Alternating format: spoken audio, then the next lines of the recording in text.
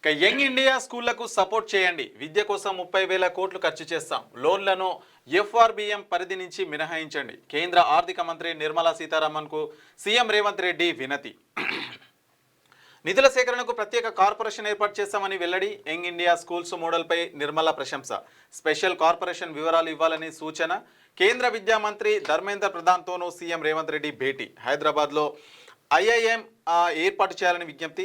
200 ఎకరాల భూమి సిద్ధంగా ఉందని వెల్లడి. 9 కేంద్రీయ 16 నవోదయ విద్యాలయాలు కేటాయించాలని అయితే వినతి పత్రం అయితే అందజేశారు. నిర్మలా సీతారామన్ అయితే నిన్న కలిశారు. సో కేంద్ర మంత్రి ముఖ్యమంత్రి రేవంత్ రెడ్డి అయితే కలిసి యంగ్ ఇండియా స్కూల్ ఏవైతే ఉంటాయో వాటికి అనుమతి ఇవ్వాలని చెప్పేసి కూడా కోరినట్లుగా మనకైతే కనిపిస్తూ ఉంది.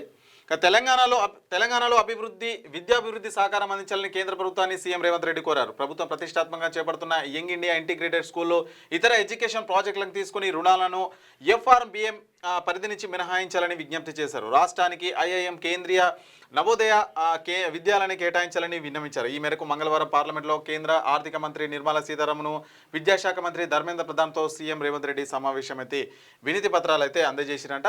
సో 200 ఎకరాలు భూమి కూడా సిద్ధంగా ఉంది. అందులో 16 నవోదయ విద్యాలయాలు వాటిని మంజూరు చేయాలని చెప్పేసి కూడా సీఎం రేవంత్ రెడ్డి కేంద్ర ఆర్థిక మంత్రి నిర్మలా సీతారామన్కి అయితే ఒక వినతి పత్రం అయితే అందజేసిన సందర్భంగా నియోజకవర్గానికి ఒక ఇంటిగ్రేటెడ్ స్కూల్ కడతామని చెప్పేసి మాట ఇచ్చిండు కదా, దానికోసం దగ్గర 30,000 కోట్ల ఖర్చు అవుతుందంట. కాబట్టి దానికి సంబంధించి మాకు కొంత నిధులు ఇవ్వండి అని చెప్పేసి ఆల్రెడీ భూమిని కేటాయించుకున్నాం, మేము భూమిని చూసుకున్నాం, కొంత నిధులు ఇవ్వండి అని చెప్పేసి ఢిల్లీలో కేంద్ర మంత్రులను కలిసే ప్రయత్నం చేసిండు ముఖ్యమంత్రి రేవంత్ రెడ్డి గారు.